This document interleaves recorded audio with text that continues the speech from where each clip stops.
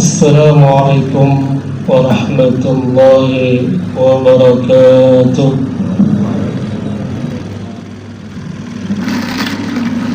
Alhamdulillahilladzi hadana lihada wa ma kunna linahtadiya laula an hadanallah. أشهد أن لا إله إلا الله وحده لا شريك له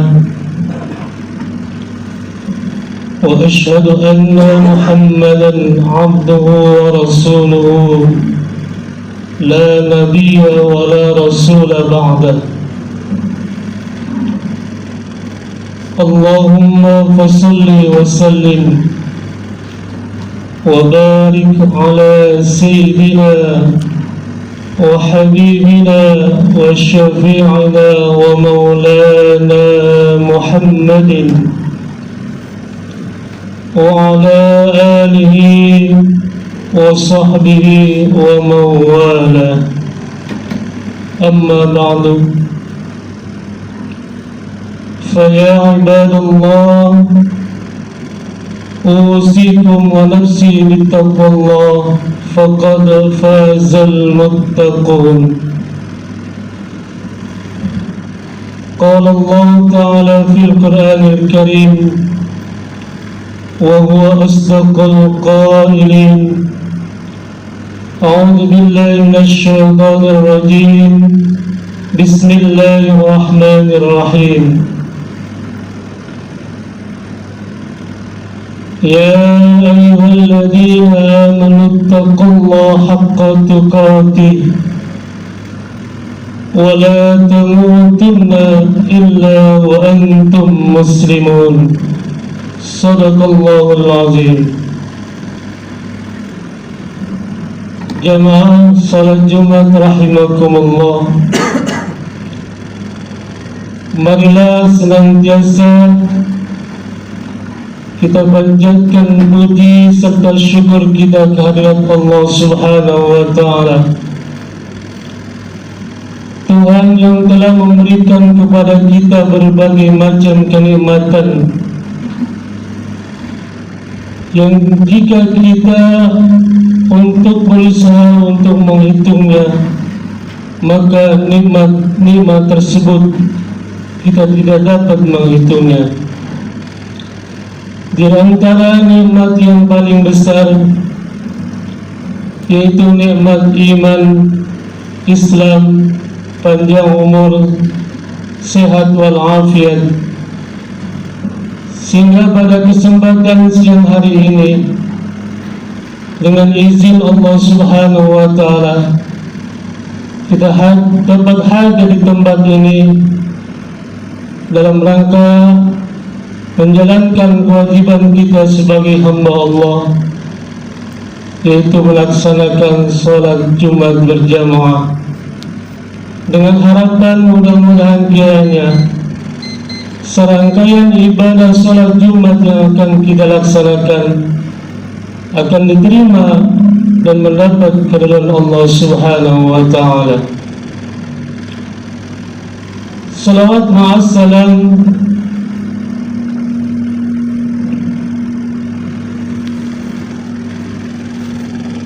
marilah kita mudawamakan, kita rutinkan setiap hari dalam kehidupan kita untuk senantiasa bersalawat kepada beliau, keluarganya, sahabatnya, serta segenap pengikutnya yang senantiasa istiqamah dalam menjalankan syariat yang dibawa oleh beliau. Mudah-mudahan kita kelak di yaumil qiyamah termasuk ke dalam golongan umat Nabi Muhammad SAW yang akan mendapatkan syafaatul uzma dari beliau. Amin ya rabbal alamin. Jamaah salat Jumat rahimakumullah, di dalam kitab Nasahil Ibad yang arti kitab tersebut adalah nasihat bagi umat, yang dikarang oleh Al-Alim Al-Alama Al-Syekh Muhammad Nawawi bin Umar Al-Jawi Al-Bandani Al-Tanari Al-Syafi'i, yang lebih dikenal dengan Syekh Nawawi Al-Bandani, yaitu dari Banten. Dalam kitabnya tersebut, beliau mengarang di antaranya adalah Alamatus Sa'adati Arba'atun, tanda orang yang bahagia atau orang yang beruntung itu ada 4.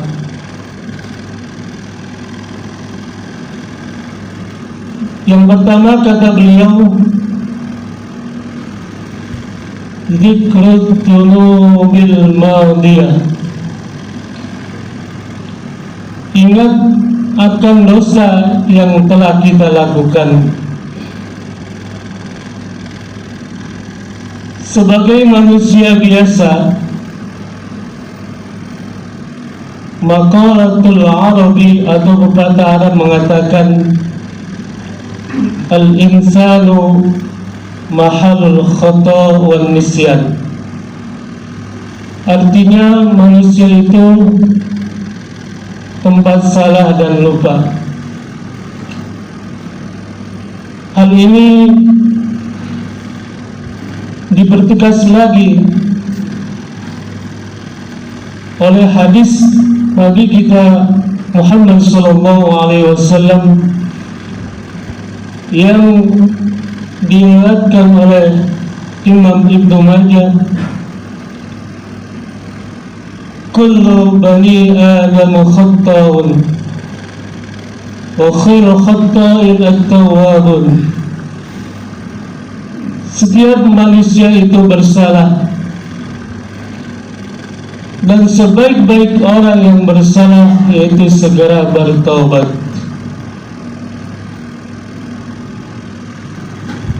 Hadis ini berlaku kepada kita semua dan keturunan Nabi Adam alaihissalam, kecuali Nabi besar kita Muhammad sallallahu alaihi wasallam,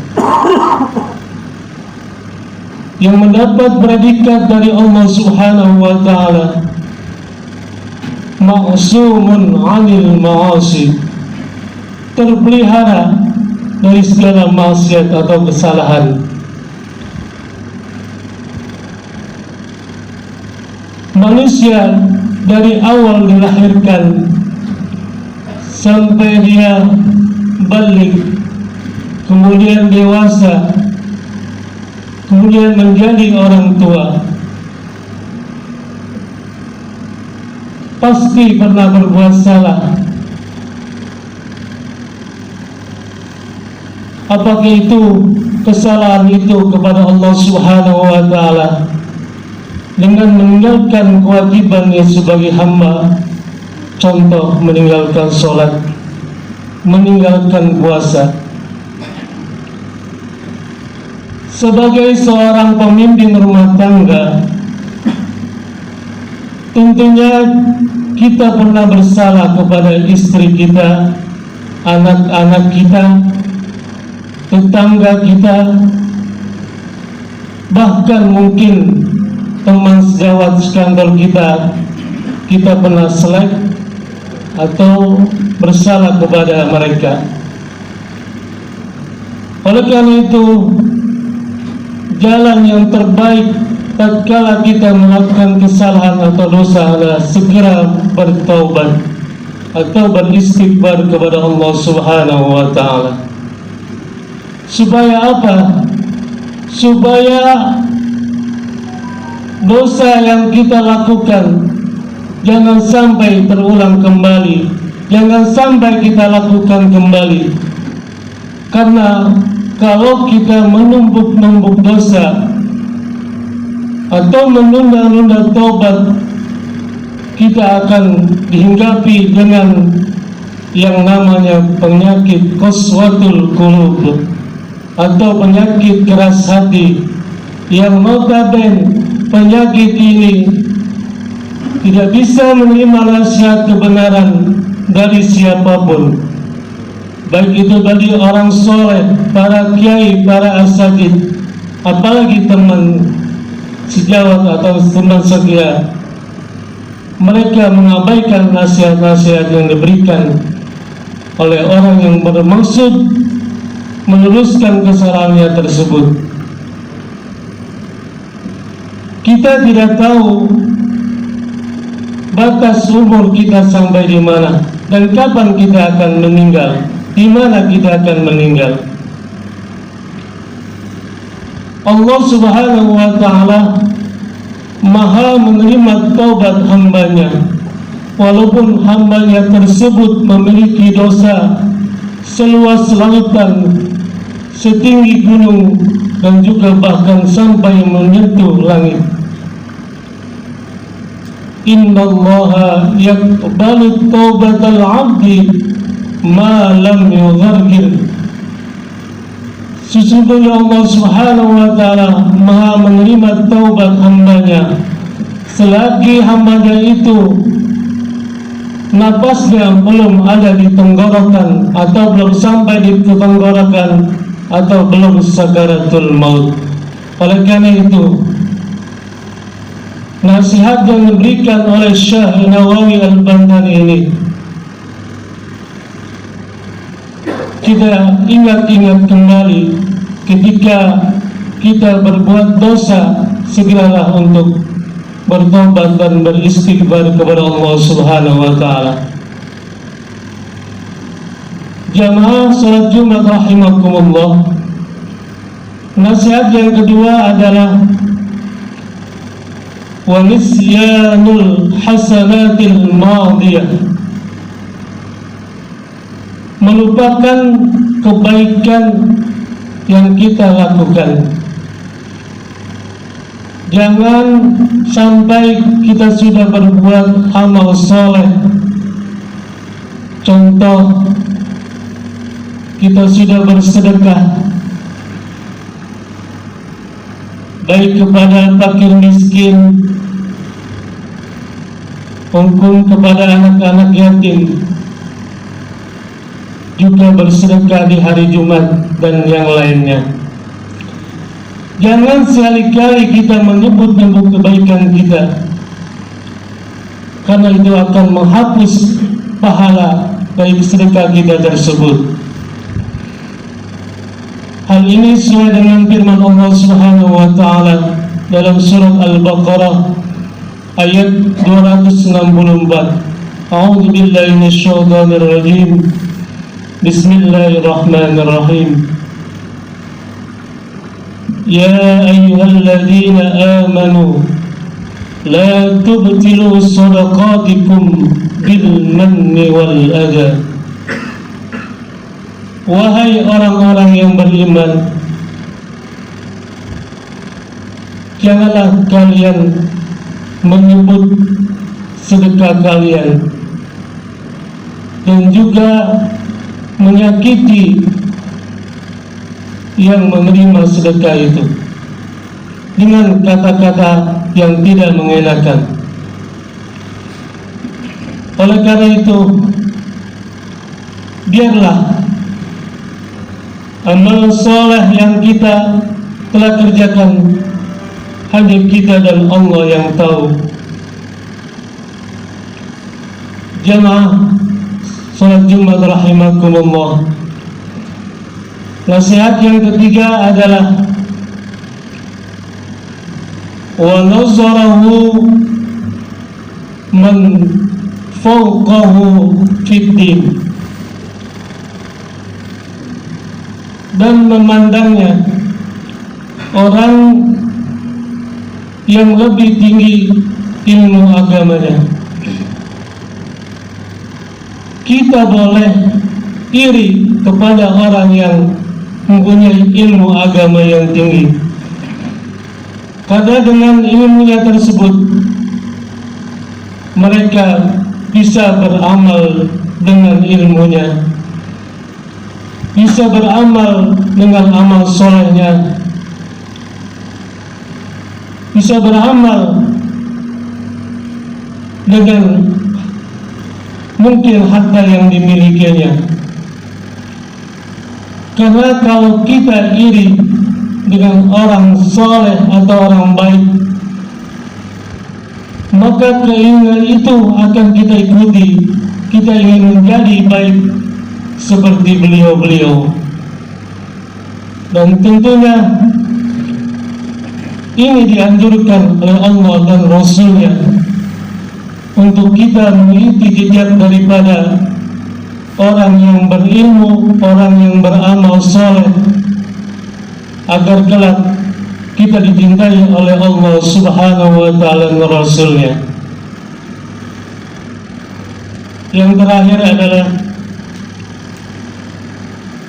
wa nazarahu man dunahu fid dunya, dan memandangnya orang yang lebih di bawah masalah kehidupan dunia daripada kita. Kita bersyukur saat ini kita masih bisa bekerja di tempat ini. Berapa banyak saudara-saudara kita di luar sana yang nganggur, yang tidak punya penghasilan apapun. Kita bersyukur saat ini kita masih diberikan sehat walafiat oleh Allah Subhanahu wa Ta'ala. Daripada saudara-saudara kita yang terbaring di rumah sakit akibat penyakit yang diberikan oleh Allah Subhanahu wa Ta'ala. Oleh karena itu, dalam hal ini kita jangan selalu memandang ke atas kehidupan orang. Cukup kita syukuri apa yang ada pada diri kita saat ini. Yang terpenting adalah kita masih bisa beribadah kepada Allah Subhanahu wa Ta'ala dengan cara menjalankan apa yang diberitahu oleh Allah dan Rasul-Nya, dan juga menjauhi larangan-larangan apa yang dilarang oleh Allah dan Rasul-Nya. Demikianlah khutbah yang dapat saya sampaikan. Mudah-mudahan kiranya dari paparan tadi kita bisa dapat menjalani daripada atau mendapatkan keberuntungan sebagai umat atau hamba Allah Subhanahu wa Ta'ala dengan menerapkan 3 atau 4 hal tersebut. Barakallahu li wa lakum fil Qur'anil Karim, wa nafa'ni wa iyyakum bima fihi min al-ayati wa dzikril hakim, wa taqabbala minni wa minkum tilawatahu innahu was-sami'ul 'alim. أقول قولي هذا وأستغفر الله لي ولكم ولسائر المسلمين والمسلمات والمؤمنين والمؤمنات فاستغفروه إنه هو الغفور الرحيم.